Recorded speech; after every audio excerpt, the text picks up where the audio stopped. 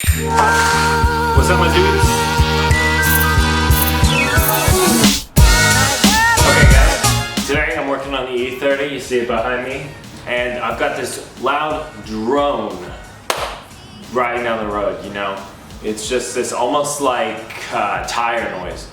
And I came to the conclusion after jacking it up and trying to spin the wheel that the wheel bearings were bad. So today I'm going to show you how to do wheel bearings on front wheel bearings on an e30.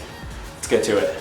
As far as tools go that you may not have already, a breaker bar is definitely needed. It's going to be a 1/2 inch. And with that breaker bar, you will absolutely 130,000% need a 36 millimeter thin-walled socket. And this is just to get this axle nut off, the original, and then on and torque to spec. I bought this from Sears. I was recommended this on the forums. And the reason I bought this instead of the AutoZone or that sort of brand is I read that they have a thinner wall and you will be able to actually get it inside, because you have to get it inside that this right here. So here's an example of it. So this, it goes in here and over the axle nut. And some of the other ones you can't fit in here to get it off. You will need your new wheel bearings. These are FAG wheel bearings. I bought these from FCPeuro. You can buy them from wherever, but I've had really good luck with FCPeuro and their quality service. These additionally have a lifetime warranty whenever you buy anything from FCP. So because these are a wear part, when these run up, I could go ahead and order another set, no questions asked, and they would just send me them for free. So that's a really cool feature of it.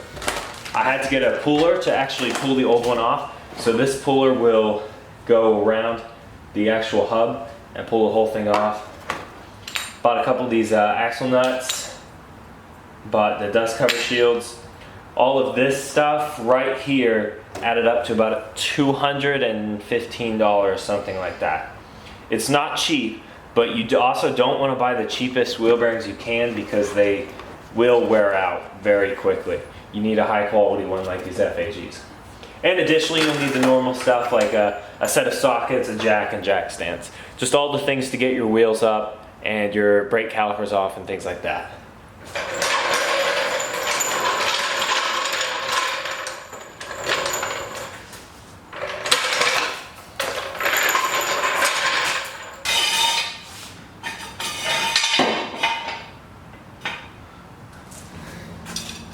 Step 2, remove your wheel. Now I just have to get this damn dust cover off. Not exactly sure how I plan to do this, but I'm just gonna probably.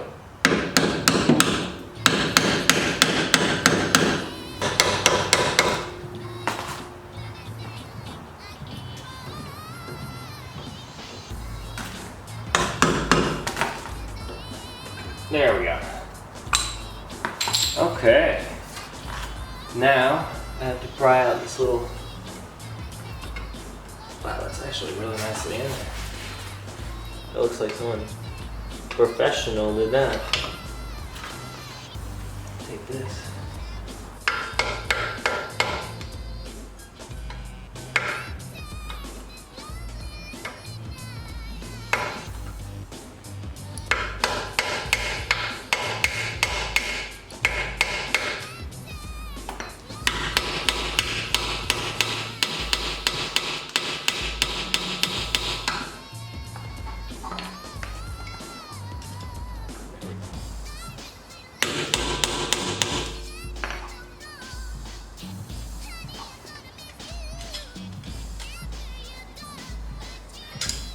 Perfect.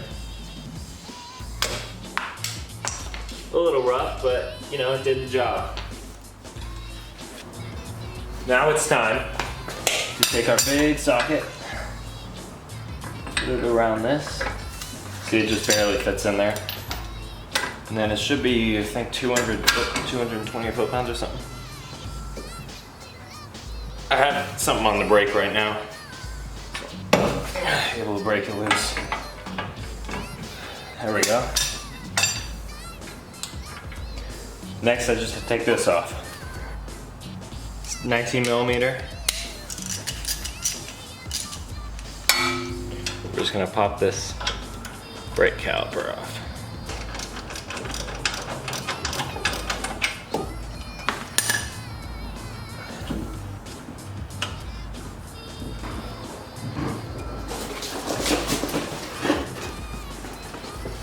Okay, just got a little box.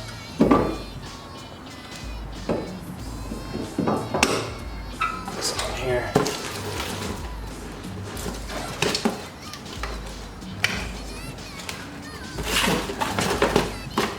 You always want to hang that up so it doesn't cause any issues for you.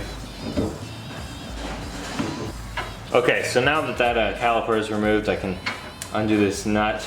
And usually the rotor would sort of fall off, but I guess it's a little seized to the actual hub. So I think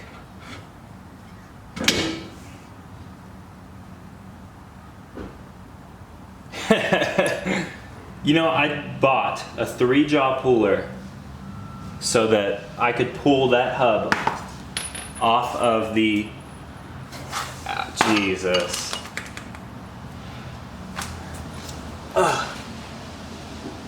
I bought that puller so I could pull this hub off the damn spindle, and look at that. It just freaking dropped off. That is crazy. Actually nuts. I'm just gonna have to separate that from the rotor. Well, that's really unfortunate for the video, but just try to see if the other side does the same thing.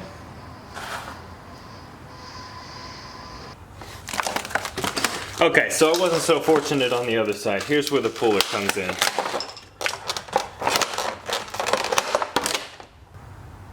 All right. So now I have the jaws shortened to the other side. Wrap it around the hub. Get it on there nice and square. Start. There we go. I don't have much, but I think I might be able to get it off with this. So I just have a 13mm socket, goes on the end of this, and then you just tighten it down.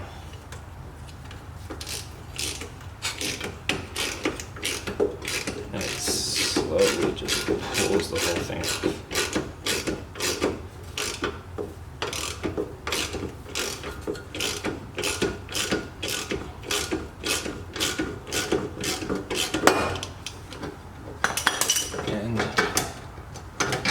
Ran up.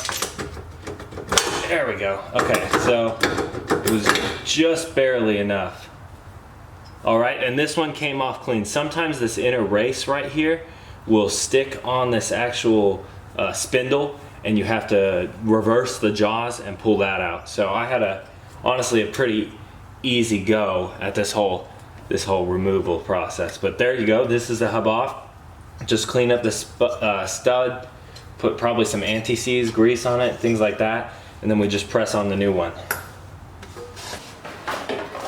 So now, our next step is we take, after this is all clean and you got a little grease on there and things like that, we take our nice new hub bearing and we just have to press it on. So basically you line it up carefully, and then I'll take a wood block and a hammer and I'll gently tap it in until I can get the axle nut on there to torque it in the rest of the way.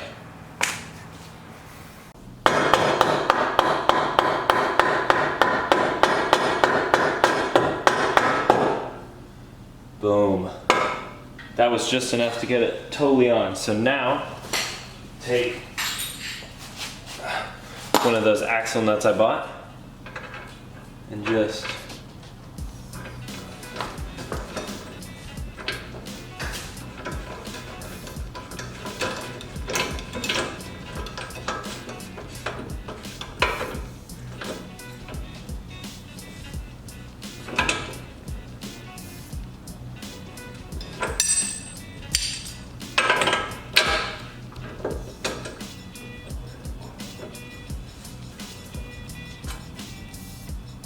okay, so I just have this torqued on there, nice and gentle. And look at that, that spins quietly and freely, very smooth, good stuff. With that on, I can take my old rotor Make sure, you probably want to throw some anti-seize or something on here. I'm just gonna clean it up with a scouring pad, stuff like that. Okay, so with that all cleaned up, now it would be a really good time to replace these rotors, but I still haven't decided my plan for the brakes. But there you go, this goes on here. One of mine had a actual little screw that held it on and the other one didn't.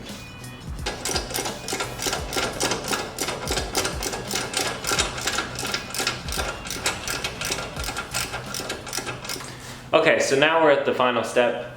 I have the hub and the bearing in place. Brake rotor is tightened down, or brake rotor's on, brake caliper's tightened down, everything's almost done.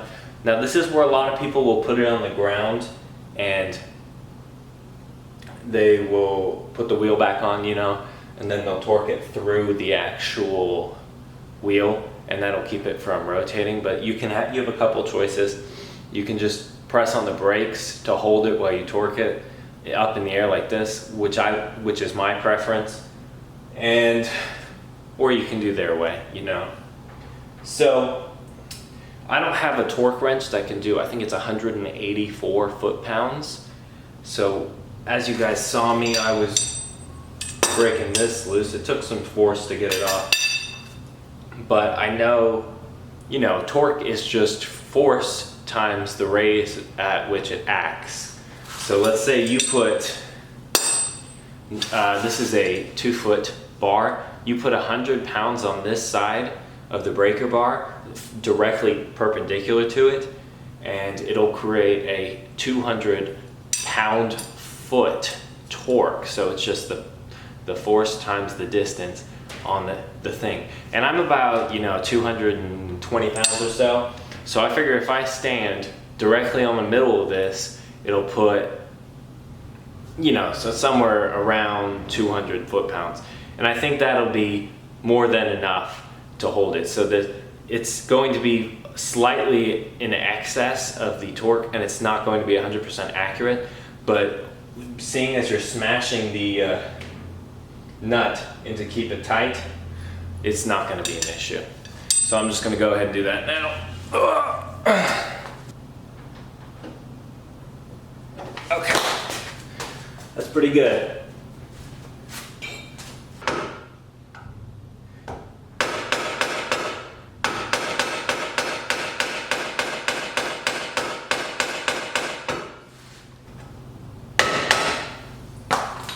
Okay, so I have that nice and tight on there.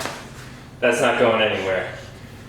Now, you know, that's basically it. All you do is bolt the wheel back on, set it on the ground, drive it around, make sure everything's good, and you're done. It's not too big of a job. It'll probably take you total half an hour each side. I mean, you'll run into a problem or two most likely, or you might have to pull that inner race off, something like that. If I was really on it and I knew exactly how to do it, especially with this one coming like right off with the whole thing, no issue, it would have taken me like 15-20 minutes just, you know, actually doing the whole hub. But it's a good little project.